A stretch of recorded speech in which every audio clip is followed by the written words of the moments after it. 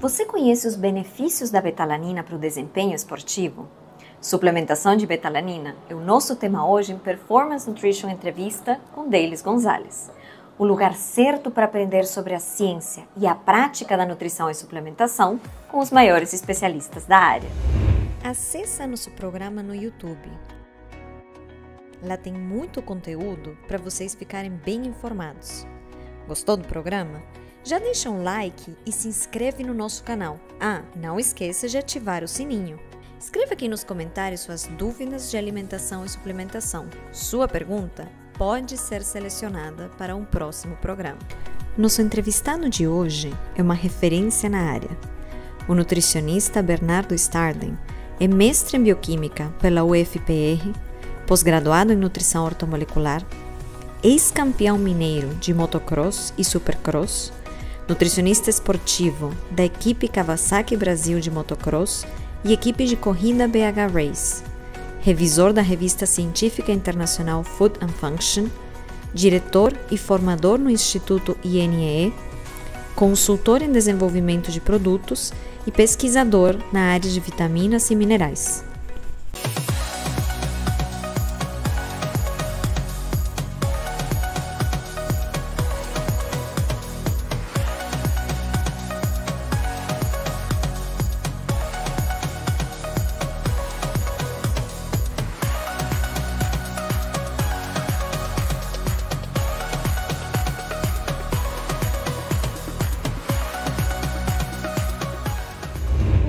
Feliz de te receber novamente no programa. Eu também, muito bom. Faz um tempinho, né? E olha, betalanina é um dos poucos suplementos que é recomendado pelo Comitê Olímpico Internacional por conta dos seus efeitos ergogênicos. Então, vamos conhecer um pouquinho mais sobre betalanina hoje, começando do início. O que é a betalanina? Sim, ótimo. A gente sabe que tem, vamos falar assim, entre 4 e 6 suplementos que realmente têm evidências científicas, um nível de evidências científicas bem comprovado. Um ponto que a gente vai ter que identificar é quais os esportes, quais modalidades, através da intensidade e duração que isso faz sentido usar ou não. Mas no caso da betalanina, como o próprio nome diz, ela é uma beta. Então, ele é um tipo de aminoácido que, diferente dos aminoácidos tradicionais, que são os aminoácidos alfa, ela é um beta-aminoácido. Então, ela tem a mesma característica molecular da alanina, que é um aminoácido alfa que a gente tem na nossa alimentação em quantidades elevadas no nosso dia a dia, mas com uma característica de ter, né, esse grupamento amino no seu carbono beta. E isso faz total diferença, tá? Eu vejo que tem marcas e até pessoas usando a alanina, alfa-aminoácido, buscando os efeitos da betalanina e não faz sentido, porque do mesmo jeito que a gente tem, vamos falar de ácidos graxos, que são saturados e insaturados, uma pequena modificação na molécula já vai fazer total diferença.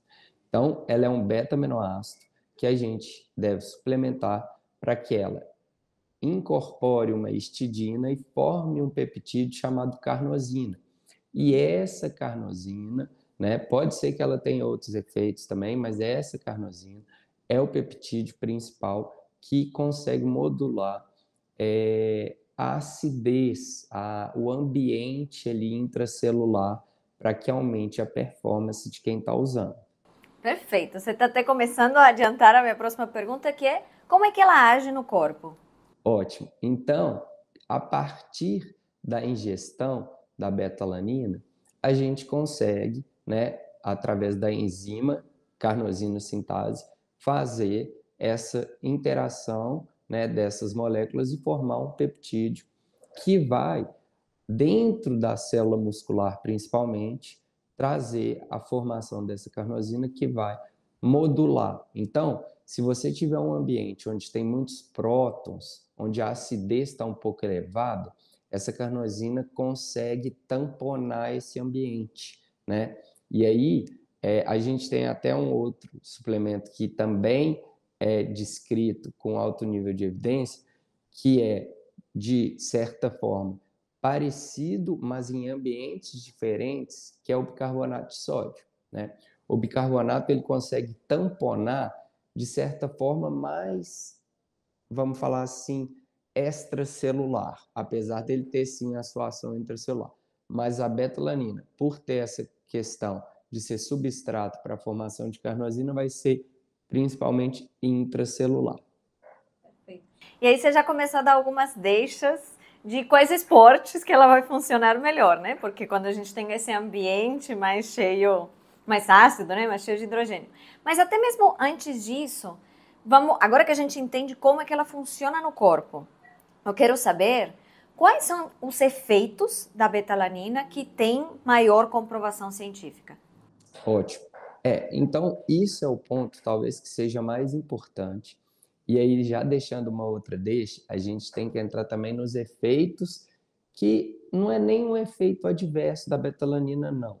Mas é um efeito colateral ali, que ela causa um pouquinho de parestesia, né? Que muitas vezes as pessoas associam isso ao efeito positivo dela, mas não é. Isso é um efeito secundário e que pode ser até negativo. A gente vai conversar isso sobre alguns esportes que precisa de um controle motor fino, então você perdeu um pouquinho a sensibilidade, tem que avaliar isso com cada atleta, né? Mas o que acontece? Essa betalanina, né, ela vai conseguir fazer com que a pessoa consiga executar aquele exercício por mais tempo, né? Só que quando a gente pensa em exercícios que têm como uma dificuldade de execução, essa queimação muscular que a gente sente, né, mas que isso também reflete porque os nossos neurônios aferentes estão percebendo isso, lá no ambiente celular já está muito alterado. E isso altera a função de enzimas, de algumas coisas, de algumas reações metabólicas no nosso corpo, que pode diminuir o rendimento desse atleta. Então, a betalanina aí já entra a questão do tempo. Se você é uma pessoa que faz um exercício que tem uma questão de queimação, que geralmente são exercícios que tem um espaço de tempo aí entre 30 segundos e até 10, 12 minutos, né, de duração, ela vai ser muito importante. Para outros exercícios, tem que testar. E um ponto que eu sempre coloco que eu acho muito importante é que às vezes tem esportes que a gente chama de esportes que são multi-eventos. Quando você tem vários eventos no mesmo dia. Então, mesmo que o seu esporte seja um pouco fora dessa faixa, se você tiver 2, 3, tem esportes que tem até 7, 8 sessões daquela prova ou daquele exercício em um período de tempo, pode ser que ela te ajude a sentir menos essa queimação lá nas próximas execuções. Fantástico. Então, é um belo resumo, porque a gente pode se nortear por isso, assim, ela aumenta, então, o tempo, né, que o atleta consegue fazer o esporte, em especial para aqueles esportes que têm uma queimação que precisam de desempenhar algo mais rápido, né, que aí acaba aumentando a intensidade. Então, vamos entrar direto nos esportes. Quais são os esportes em que ela é mais indicada? Então, os esportes eles vão variar através das modalidades. Por exemplo, quando a gente pega os 100 metros rasos, e foi bom porque a gente viu nas Olimpíadas recentemente, 100 metros rasos é coisa de 10 segundos. Então, ele, por exemplo, pode ser que a gente não precise, não seja tão eficiente o uso da betalanina. Talvez a creatina vai ser um suplemento muito mais eficiente. Por quê? Porque quando a gente pensa metabolicamente, a gente tem que pensar em estágios de uso da energia. O primeiro estágio, e é até interessante que muitas pessoas esquecem, é que a gente já tem ATP pronto na célula. Antes mesmo do sistema de creatina fosfato, já tem ATP pronto. Lógico que quando a gente está parado, a gente está produzindo uma quantidade um pouco menor, então a gente tem um estoque que rapidamente a gente fazer um trabalho, um exercício importante, a gente vai queimar ele. Aí, rapidamente entra o sistema creatina-fosfato, que vai ajustar, liberando esse fosfato para moléculas de AMP ou ADP, que são moléculas consideradas de mais baixa energia, para voltar a formar ATP, que é a nossa moeda energética. Então, talvez 10 segundos não seja um exercício que faça tanta diferença. Uma musculação de uma série de 20 segundos, talvez também não faça tanta diferença, mas uma série de 20 segundos, seguida de outra série mais na frente, outra série mais na frente, já dá para se avaliar. Mas exercícios muito curtos ou muito longos não tem tanto a indicação assim da betalanina. Então, quais são os exercícios que às vezes a gente vê um uso mais importante? E até isso vai ser específico para a duração. E claro, quando a gente pensa em performance, a gente pensa em duração e intensidade. Não é porque a duração ali é curta que você não vai ter intensidade. Se você está fazendo algo para ter o melhor rendimento, ele vai ser 1 minuto, mas vai ser 1 minuto muito forte, né? Então, por exemplo, BMX, que a gente até está nas Olimpíadas, a gente viu, exercícios como natação a partir de uns 200, 400 metros, né? Vai entrar nessa faixa de tempo.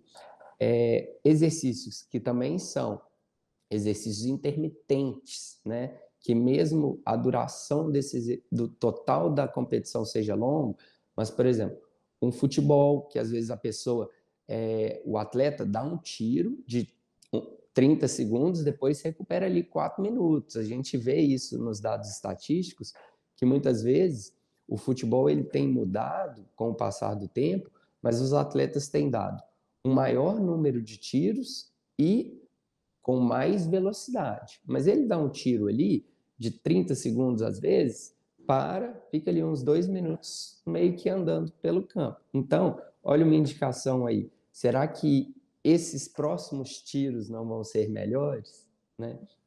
Então, esse é um ponto que eu gosto muito de falar, assim, que a gente tem que entender o atleta, tem que pedir para ele testar dentro da modalidade dele, mas saber ali que é essa faixa de tempo de exercício. Então, assim, exercícios que geralmente o atleta reporta que gera queimação vão ser esses exercícios, né? Exercícios mais intensos ali, com uma duração, vamos falar assim, média, né? Não curta, média. Exercícios de luta faz sentido? Faz muito sentido, exercícios de luta, o próprio BMX, a própria ginástica olímpica, né? Exercícios também que tem essa intermitência de dar o tiro e diminuir, de dar um tiro e diminuir, a gente tem isso também. Então, assim, tênis pode ser um esporte que é interessante, porque o tênis também o atleta faz ali, joga o ponto, depois tem um tempinho para se recompor, depois joga mais um ponto. Então, esses exercícios geralmente de uma curta duração ou exercícios com frequência de tiros ao longo da execução, mesmo que ele seja mais longo. Perfeito. E você mencionou até por cima a musculação. A betalanina é bem comum ela fazer parte de produtos pré-treino já prontos. A betalanina faz sentido na musculação, então? Faz sentido a depender do tipo de treino, né? Por exemplo, tem pessoas que treinam circuito. Se você treinar circuito, você vai ter uma boa indicação. Agora, se você treinar só a musculação com o objetivo de hipertrofia, ela fica ali um pouco no limbo ali, né? Entre talvez te dê um efeito bom, né? Mas talvez também não dê. E isso é um ponto interessante, que as pessoas muitas vezes acreditam que a parestesia, né? Que é esse formigamento nas partes periféricas do corpo, que vai gerar o efeito positivo, né? Mas não, isso é um efeito secundário que não tem tanto benefício assim, inclusive aquilo que eu descrevi anteriormente. Talvez para exercícios que se precise muito do uso dos dedos, por exemplo, o BMX.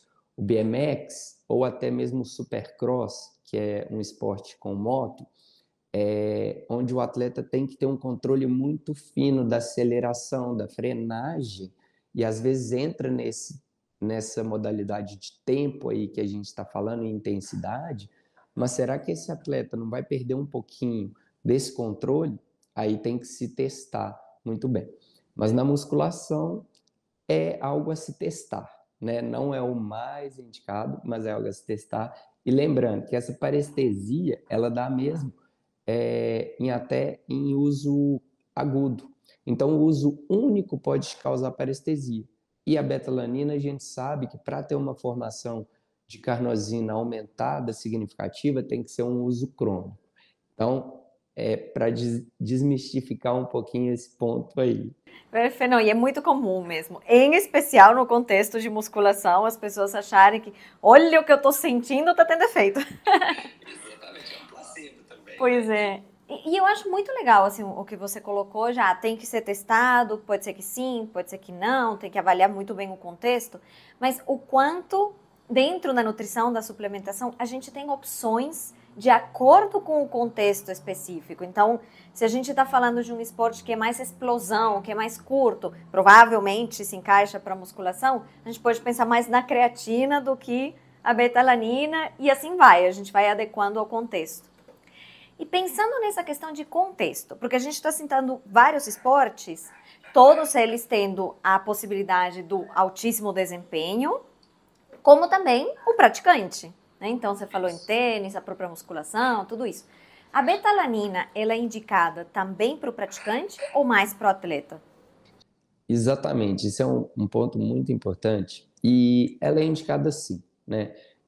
Às vezes eu falo que no consultório, mesmo o atleta amador ou praticante, ele quer ter resultado. E isso é o que faz diferença entre a gente querer e ter a possibilidade de usar um suplemento ou não, né? O atleta amador, às vezes, ele tem até mais vontade de melhorar do que um atleta profissional. E isso, quando a gente faz um atendimento, é importante também dar o valor para isso, porque às vezes eu vejo profissionais que menosprezam isso, falam assim, esse atleta não tem um nível para precisar disso. Mas às vezes isso vai dar um estímulo para ele e vai ter um aumento de resposta, sim, né? E igual você falou, o atleta, o próprio, assim, até menos que um atleta amador, vamos falar de um praticante, ele pode sentir essa queimação em momentos diferentes pela pouca treinabilidade dele, ele é pouco treinado nesse contexto. Então, às vezes, ele vai ter um benefício de usar isso, né? Que outro atleta, porque quando a gente pega uma adaptação até mesmo aos esportes e aumento de performance do atleta, é fazer que o metabolismo dele seja mais específico. Então, ele possivelmente vai ter um pouco mais de enzimas que vão produzir moléculas tamponantes em alguns contextos. Então, ele vai estar todo mais adaptado para isso. E esse praticante, se ele sentir a fadiga de queimação, ele pode vir a usar como uma estratégia ali, né? Fantástico. Bernardo, e assim, tirando a questão da parestesia, que é uma questão de adequar a pessoa certa e cuidar da dosagem, né? Porque dependendo de como você quebra ao longo do dia, já pode tirar o efeito. Mas tirando isso, tem alguma contraindicação para o uso da betalanina? Não é muito comum se ver contraindicação assim para betalanina, mas aquele contexto geral, aquele cuidado que a gente deve ter, né? Pessoas que já têm uma doença, né? Pessoas que já têm um quadro, vamos falar assim, não saudável, a gente tem que tomar cuidado e primeiro fazer as modificações de estilo de vida, de hábitos saudáveis, para depois talvez pensar nesse contexto, né? Mas os efeitos colaterais, assim, algumas dificuldades que poderia ter associado com a betalanina, não é muito bem é, aferido, assim, a gente não tem muito visto isso, os artigos não mostram isso como algo importante, mas lógico que cada pessoa tem que avaliar o contexto geral dela e também, né, até mesmo tem a parestesia que incomoda algumas pessoas, né? Incomoda mesmo, assim, dá um pouco de coceira, mas igual você vai falar muito bem, a forma de uso faz total diferença nisso. E eu vou ficar com essa deixa para te agradecer, pedir para você ficar aí, vocês também, que a gente já volta com a Nutri Responde.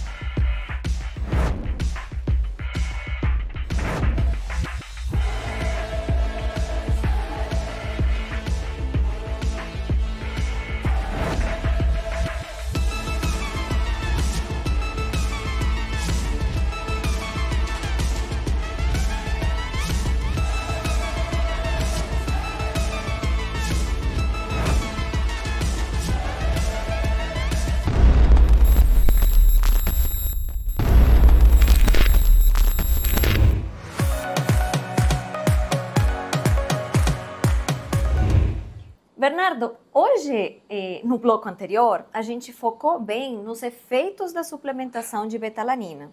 Agora vamos olhar com mais detalhes como é que é feita essa suplementação, né? Como é que é feito o consumo. Então, começando pela pergunta que todo mundo sempre quer saber, que é dosagem. Quais são as dosagens indicadas? Isso. As dosagens indicadas, quando a gente pensa em benefícios através da betalanina, podem variar aí de 1 a 6 gramas por dia, né? A gente pode pensar nisso. Lógico que tem estudos, quando a gente entra na especificidade, até para cada esporte, tudo, que o conceito ali, se usar uns 3, 4 gramas, vai ser bem interessante, né? Mas o importante também é dividir, fracionar essa dose e ter o consumo crônico. Como a gente já falou, assim como a creatina é um suplemento de uso crônico, né? Lógico que efeitos agudos podem ser benéficos, sim, né? Em alguns contextos e tudo. Mas a gente vê resultados expressivos com o uso da betalanina a partir de pelo menos uns 30 dias, né? Então, tem que ter o uso crônico e contínuo e também dividir as doses, a gente diminui a chance de ter parestesia e também a gente melhora o quadro de se ter uma absorção mais interessante do uso da betalanina. Então, assim, 1 grama, 2 a 3 vezes ao dia, pelo menos, e aí pode-se ir aumentando as doses, dependendo do exercício, da resposta da pessoa, do contexto total dessa pessoa. Perfeito. E considerando essa questão de que a gente tem que ir quebrando ao longo do dia, né? Tem um horário melhor para fazer o consumo? Quantidade de vezes para fazer essa distribuição? Parece que o importante é fracionar isso e usá-la em alguns momentos dentro dos turnos do dia, né? Então a gente pode pensar um mais cedo, um ali próximo ao horário do almoço, um ao fim do dia, né?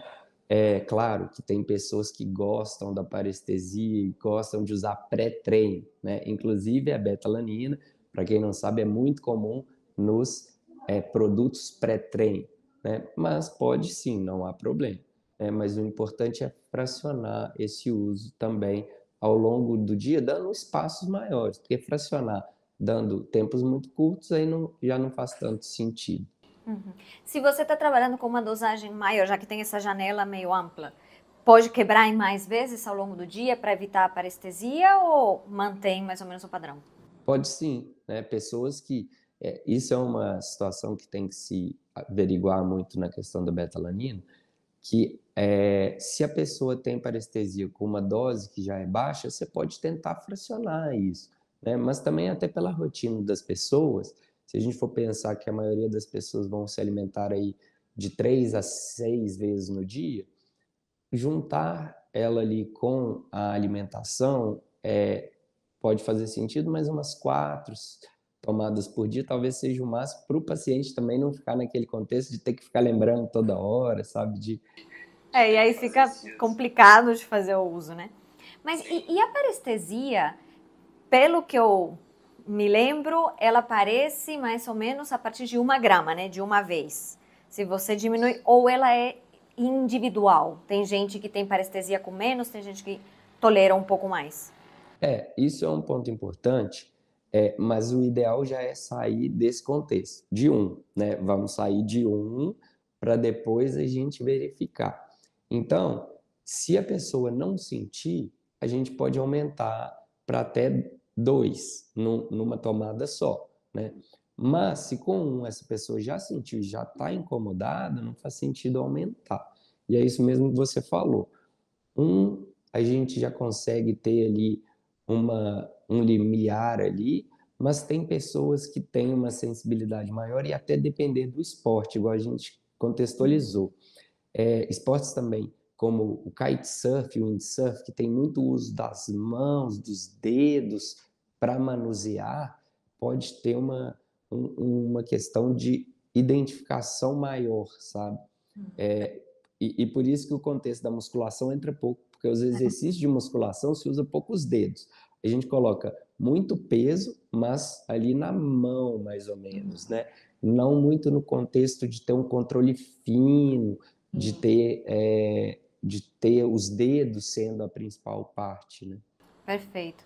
E você mencionou também o quanto é comum que ela faça parte dos suplementos pré-treino. Faz diferença ela estar no suplemento pré-treino ou tomar ela sozinha? Não conheço relações nesse sentido, tá? Mas se você já usa a betalanina de forma isolada ao longo do dia e você vai usar nela no pré-treino, que você veja a quantidade que está inserida ali no seu suplemento pré-treino para fazer esse fracionamento. Então ali você já tem uma quantidade, você não vai tomar aquele pré-treino e ainda a dose que você tomaria ali junto de betalanina, certo? Cuidar da dosagem total, né? Pode fazer uso contínuo da betalanina? A gente sabe que tem esse tempo para que ela comece a fazer efeito. Uma vez que ela está fazendo efeito, tem um tempo para ser usada? Pode ser uso contínuo? Sim, parece que sim. Para todo suplemento, né, a gente acaba tendo o contexto de, às vezes, parar um pouquinho para que o suplemento volte a fazer um efeito. Mas isso também é uma percepção da pessoa, né? E, consequentemente, também a gente tem momentos que o atleta tem uma lesão, ou que o praticante vai sair de férias, ou que a pessoa. Então, a gente tem uma descontinuidade já tradicional, né, do uso de suplemento. Então, ele é um suplemento que poderia usar, sim, a longo prazo, né? Tem estudos, poucos estudos, né? A creatina já é muito melhor estudada como suplemento, né? E por isso que a gente sempre cita ela quando a gente vai falar de suplementação, mas não parece haver problema em fazer o uso mais prolongado de betalanina, não. Até porque o efeito dela começa a partir de certo tempo. É lógico que só da pessoa já começar um suplemento, ela já acha que ela vai melhorar, e isso pode ser algo a fazer ela ter uma melhora de performance. Isso não é prejudicial, não. Às vezes as pessoas acham que é ruim, mas não, é um ponto interessante, né? É um efeito placebo do bem. Exato, né? A gente pode ter ele, mas ela demanda um tempo, igual você colocou, demanda uma dosagem, então demanda um acúmulo. E depois que tem esse acúmulo, a gente vai conseguindo manter os níveis dela através de um uso mais contínuo. Perfeito. Bernardo, mais uma vez, muitíssimo obrigada. Deu aqui uma bela aula de betalanina. Eu que agradeço. Precisando, pode me chamar. Pessoal, testem o uso da betalanina. É um bom suplemento, um dos melhores suplementos, e ele tem evidência, né? Então, como foi falado, é um suplemento que tem um nível de evidência comprovado. Então, vale a pena usar, mas a gente tem que saber contextualizar ele, tanto do ponto de vista do indivíduo quanto do esporte. Perfeito. Assino embaixo. Como a gente sempre fala, procurem um profissional que vai fazer essas adaptações de forma adequada e Curtam, compartilhem, aproveitem essas informações. Com muito carinho da Nutri, a gente se vê.